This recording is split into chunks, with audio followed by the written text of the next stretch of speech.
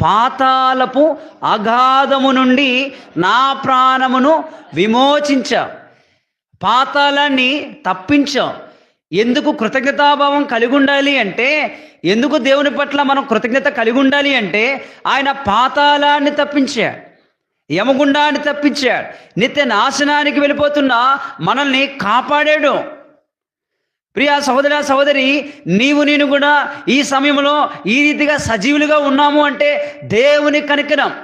అందుకే ఆయన ఎలాంటి దేవుడు ఉన్నాడంటే, ఆయన ఆ రీతిగా మనల్ని ప్రేమిస్తూ ఉన్నాడు. అందుకే భక్తుడు ఏమంటున్నాడంటే, నా పూర్ణ హృదయంతో నేను నీకు కృతజ్ఞతాస్తుతులు చెల్లించేదను.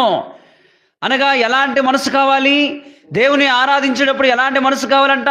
పూర్ణ హృదయం. అనగా నిండారుగా హృదయపూర్వకముగా మనసులో నుంచి వచ్చి ఆరాధించాలి ఆయన్ని పూర్ణ హృదయం చేత. యేసుక్రీస్తు అని